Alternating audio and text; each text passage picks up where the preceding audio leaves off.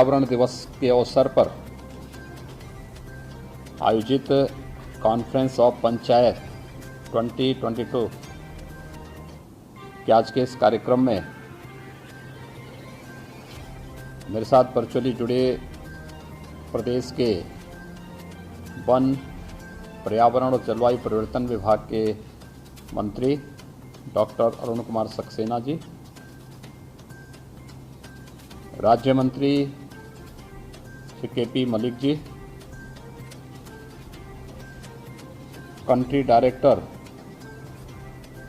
German development corporation Sushri Julie रिवेरी,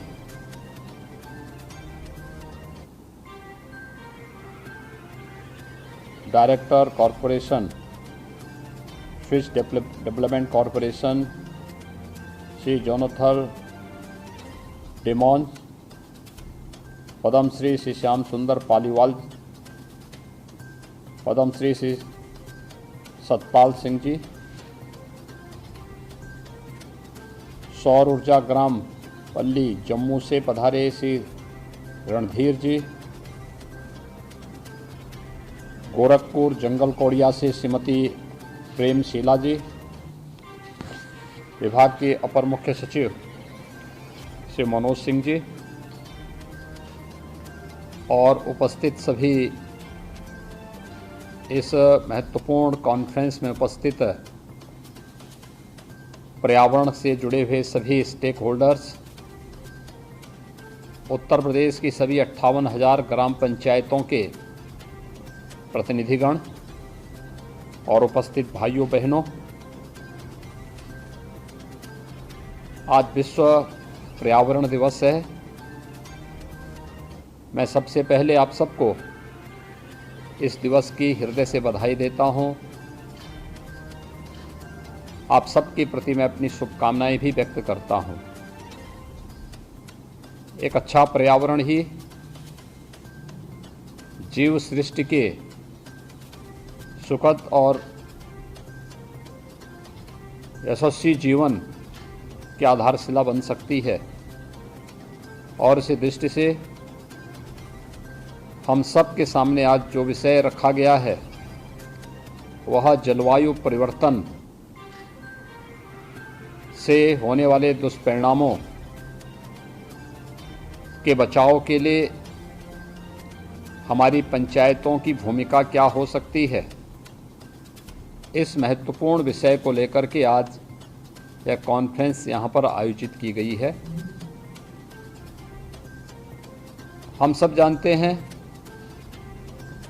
कि ग्राम पंचायतें हमारी लोकतांत्रिक व्यवस्था की सबसे आधारभूत इकाई है। अगर ग्राम पंचायत स्तर पर यानी अगर हम इस इकाई को मजबूत कर लें तो बहुत सारी चीज़ें अपने आप ही प्रभावी ढंग से आगे बढ़ती हुई दिखाई देंगे। लेकिन अगर हम शासन स्तर पर बड़ी बड़ी योजनाएं बनाते रहें और आधारभूत इकाई उससे अनभिज्ञ रहे तो उन योजनाओं को शासन स्तर पर बनाने का कोई भी परिणाम सामने नहीं आने वाला है। और इसीलिए सबसे छोटी इकाई को इसके साथ जोड़ते हुए आज इस महत्वपूर्ण कॉन्फ्रेंस का आयोजन किया गया है। मैं इसके लिए पर्यावरण, वन एवं जलवायु परिवर्तन विभाग के अपने सभी अधिकारियों को और सभी स्टेक होल्डर्स को मैं इस अवसर पर हृदय से धन्यवाद देता हूं, जिन्होंने आज के इस संवाद के माध्यम से जलवायु परिवर्तन के प्राकृतिक कारणों के साथ साथ जो कृत्रिम कारण हैं उन सब पर प्रभावी नियंत्रण के लिए आज अपने पंचायत प्रतिनिधियों को भी इसके साथ जोड़ने का कार्य किया है। हम सब जानते हैं कि देश के अंदर सबसे अधिक ग्राम पंचायतें उत्तर प्रदेश में हैं। 58,000 से अधिक ग्राम पंचायतें और उत्तर प्रदेश ऐसे राज्य में जहां पर 70% आबादी हमारी अभी भी ग्रामीण क्षेत्र में निवास करती है,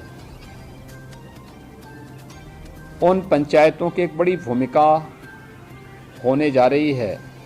और विगत 5 वर्ष के दौरान हमारी सरकार ने इस दिशा में कुछ महत्वपूर्ण कदम भी उठाए। 5 वर्ष में 100 करोड़ से अधिक वृक्षारोपण का कार्यक्रम हम लोगों ने वन विभाग के साथ मिलकर के सभी अंतर विभागीय समन्वय के माध्यम से प्रदेश के अंदर संपन्न किए थे। मुझे याद है जब 2017 में हम लोगों ने वन महोत्सव के अवसर पर प्रदेश में वृक्षारोपण के बड़े कार्यक्रम को अपने हाथों में लिया था, तो हमारे पास क्षमता मात्र 5 करोड़ वृक्षारोपण की ही थी। और मुझे प्रसन्नता है कि आज उत्तर प्रदेश में हमारे पास 35 करोड़ वृक्षारोपण प्रतिवर्ष करने की क्षमता हम अर्जित कर चुके हैं। लेकिन केवल ये वृक्षारोपण करना मात्र नहीं है, जलवायु परिवर्तन के कारकों पर प्रभावी अंकुश लगाने वाले ऐसे वृक्षारोपण को हमें प्रोत्साहित करना होगा जो जलवायु परिवर्तन को रोकने में और जलवायु सापेक्ष भी हो सके। लोगों को जलवायु परिवर्तन के कारकों को नियंत्रित करने में प्रभावी भूमिका का निर्वहन भी कर सकें। और इस देश से भारतीय मनीषा से बढ़कर के जलवायु परिवर्तन के दुष्परिणामों के बारे में जागरूकता पैदा करने के दूसरे माध्यम और देखने को नहीं मिलते, क्योंकि हमने तो हर एक कार्य को अपनी पवित्र आध्यात्मिक परंपरा के साथ जोड़ करके देखा है। कौन सी ऐसी वनस्पति है जिसको हमने अपने सामान्य आध्यात्मिक और धार्मिक आयोजनों के साथ न जोड़ा हो। हमारी तो मान्यता यही रही है कि कोई भी वनस्पति ऐसी नहीं जो हमारे लिए औषधीय गुणों से भरपूर न हो। और उस सब के बावजूद वर्तमान में भौतिकता के पीछे जाने वाली मानवता किस हद तक जाकर के आज स्वयं के अस्तित्व के साथ खिलवाड़ कर रही है। आज जलवायु परिवर्तन के दुष्परिणामों को हम उसके माध्यम से देख सकते हैं। इसके कारण न केवल जीव सृष्टि के सामने बल्कि जीव और जंतु दोनों के अस्तित्व के सामने एक भारी संकट भी खड़ा हुआ है। आप देख रहे होंगे असमय अतिवृष्टि का हो जाना, असमय सूखा पड़ जाना, और जो फसल चक्र है इस पे भी इसका बुरा असर पड़ना, नई बीमारियों का आना, और भी तमाम कारण इसके दुष्परिणाम हम सब के सामने देखने को मिल रहे हैं। प्रदेश सरकार ने आदरणीय प्रधानमंत्री जी की प्रेरणा से जो कार्यक्रम बनाए हैं, पिछले 5 वर्षों के अंदर हम लोगों ने 100 करोड़ से अधिक वृक्षारोपण किया। प्रदेश के अंदर 100 वर्ष से ऊपर के जितने भी वृक्ष हैं उन्हें विरासत वृक्ष के रूप में चिन्हित करके उनके व्यवस्थित संरक्षण की भी एक कार्य योजना लागू की है। और मैं आह्वान करूंगा वन विभाग के साथ साथ उन सभी विभागों का कि जो 100 करोड़ वृक्ष हम लोगों ने विगत 5 वर्ष के अंदर प्रदेश के अंदर रोपे हैं, उनकी सुरक्षा करना। किन्हीं कारणों से अगर कोई वृक्ष नष्ट हो चुका है, कोई पौधा नष्ट हुआ है, उसकी जगह दूसरा लगाना, फिर उसके संरक्षण की व्यवस्था करना और इसके क्लस्टर विकसित करते हुए हम प्रदेश में वन आच्छादन की स्थिति को जितना अधिक कर पाएंगे और प्रदेश के हित में उतना ही अच्छा होगा। दूसरा, जो हम लोगों ने विरासत वृक्ष के अभियान को आगे बढ़ाया था, हमारा प्रयास होना चाहिए कि इसको हम और तेज कर सकें।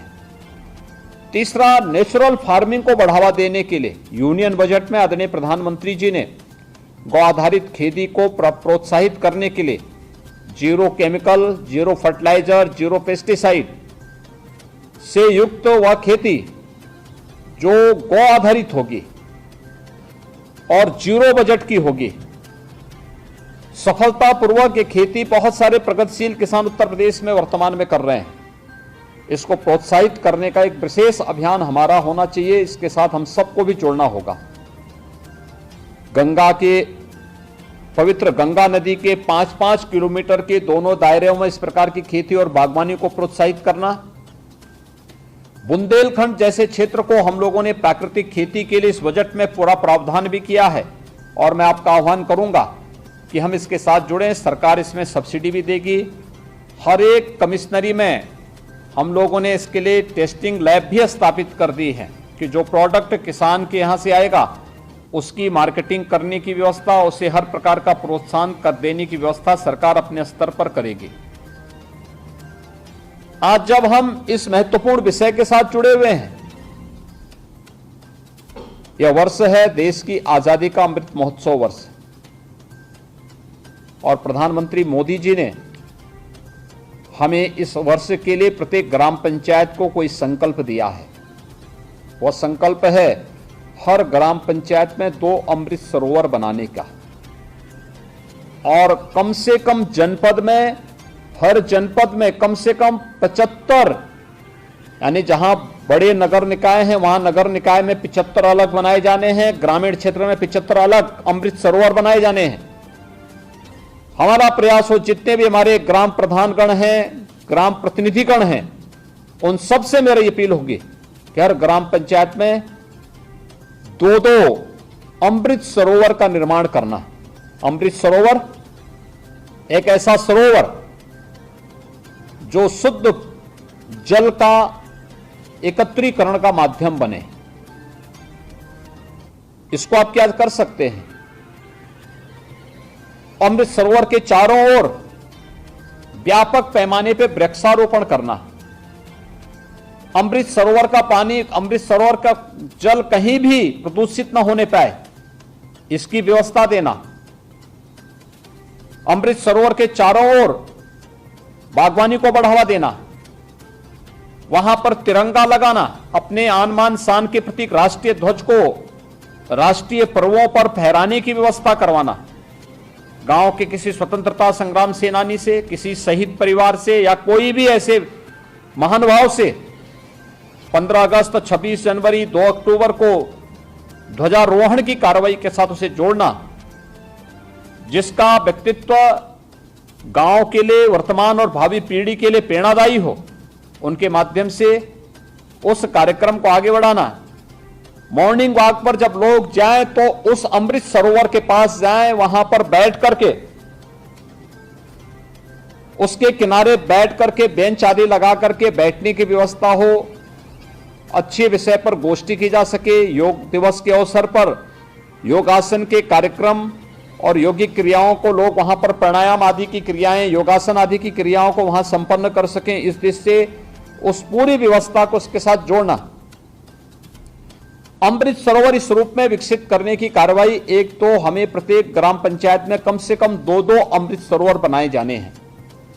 और मैं आह्वान करूंगा, बहुत सारे ग्राम पंचायतों ने इस कार्यक्रम के साथ अपने आप को जोड़ा है और जो बचे हुए हैं वे भी तेजी के साथ इस कार्यक्रम को करें।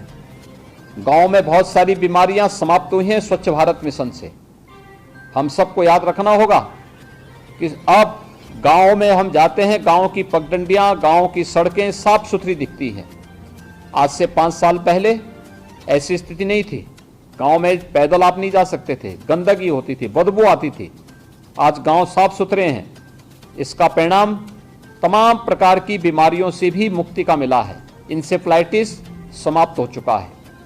कालाजार उत्तर प्रदेश ने नियंत्रित कर दिया है। और भी तमाम प्रकार की ऐसी बीमारियां हैं जिनको हम लोग रोकने में सफल हुए हैं, लेकिन अभी भी हमें एक लंबी दूरी तय करनी है और इस दृष्टि से अमृत सरोवर के इस पवित्र कार्यक्रम के साथ हमें जुड़ना है। आज मैं गोरखपुर के संत कबीर नगर जनपद में गया था। संत कबीर नगर जनपद में मगहर में मध्यकालीन संत कबीरदास जी की निर्वाण स्थली है। मगहर में और मगहर से होते हुए बहती है एक छोटी सी नदी आमी नदी। 5 वर्ष पहले आमी नदी की स्थिति क्या थी? 5 वर्ष पहले यह नदी सिद्धार्थ नगर से निकलती है, संत कबीर नगर, फिर गोरखपुर, फिर संत कबीर नगर, फिर गोरखपुर होते हुए गोरखपुर जनपद में राप्ती नदी में मिलती है। 5 वर्ष पहले इस नदी में इस मौसम में बहुत बदबू आती थी, पूरा पानी काला था। गोरखपुर में यानी अपने उद्गम स्थल से लेकर के जहां जहां ये नदी होते हुए जाती थी, पूरा पशुपालन की दृष्टि से कभी सबसे समृद्ध क्षेत्र माना जाता था। लेकिन एक समय ऐसा भी आया जब नदी के प्रदूषण के कारण खेती भी और बाड़ी भी दोनों ही इस पूरे नदी के दोनों ओर के नष्ट हो गए, लुप्त प्राय हो गए। और राप्ती नदी में जहां आमी नदी का जल मिलता था, जहां दोनों नदियों का संगम होता था, उसके आसपास भी सभी जलीय जीव नष्ट हो गए थे, क्योंकि गोरखपुर से होते हुए बहती थी नदी और गोरखपुर में ही संगम भी होता था।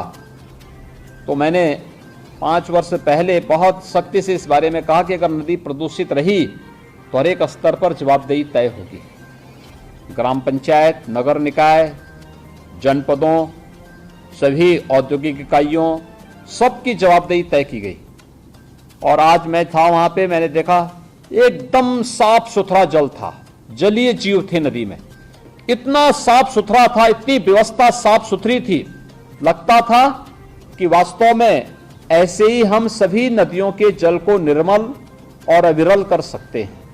मैं देख रहा था आज वहां पर कि तमाम गाय भैंस नदी के तट पर चल रहे थे, घूम रहे थे और पूरा जल एकदम निर्मल था। अगर आमी नदी निर्मल हो सकती है, कोई बदबू नहीं, एकदम साफ सुथरी थी, हम अपने गांव के तालाब को क्या साफ सुथरा नहीं कर सकते? हर ग्राम पंचायत कर सकती है।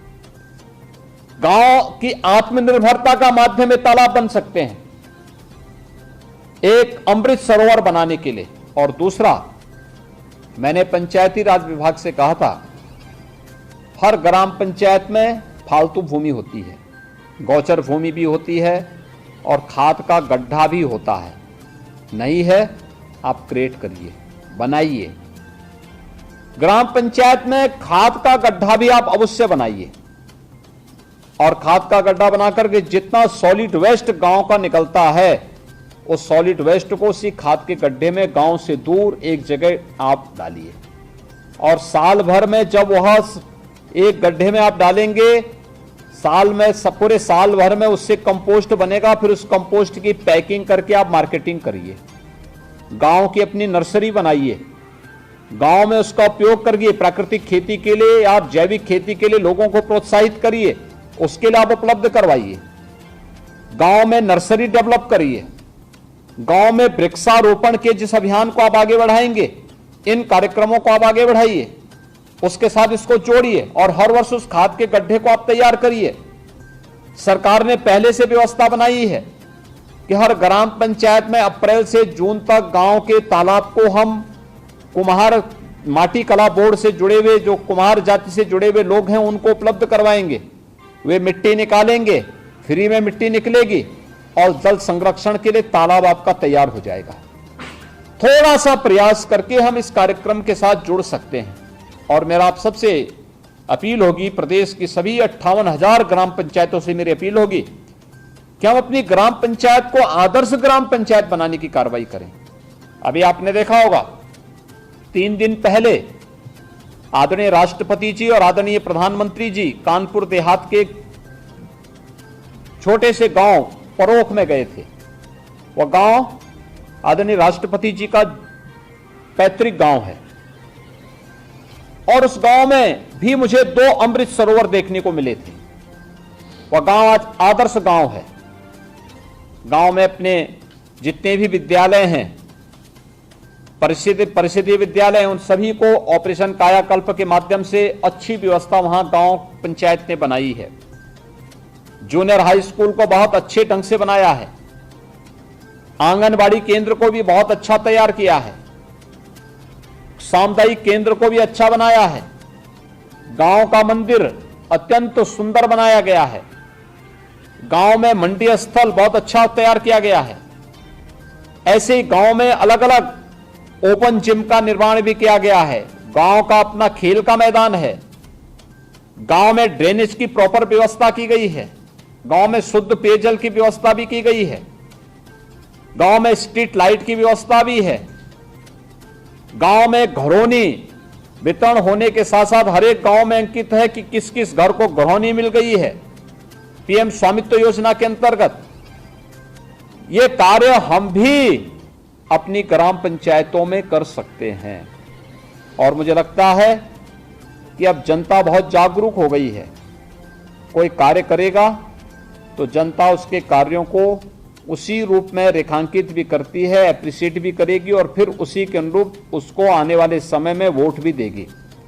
और मेरी सभी ग्राम पंचायतों से अपील होगी कि वे इन सभी कार्यक्रमों के साथ अपने आप को जोड़ें। आज शासन की अनेक योजनाएं हैं जिन योजनाओं के माध्यम से हम ग्राम पंचायतों को जोड़ रहे हैं।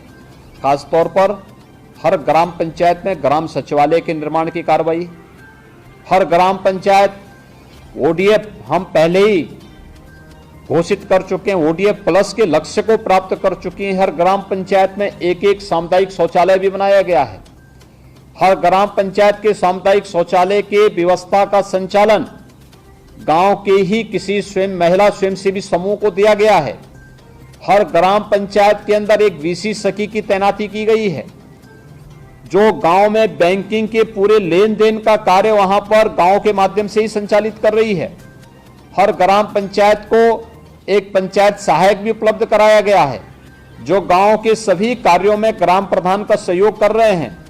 ग्राम पंचायत की किसी भी कार्य योजना को बाधित न होना पड़े, इसके लिए हम लोगों ने व्यापक व्यवस्था उसके साथ जोड़ी हुई है।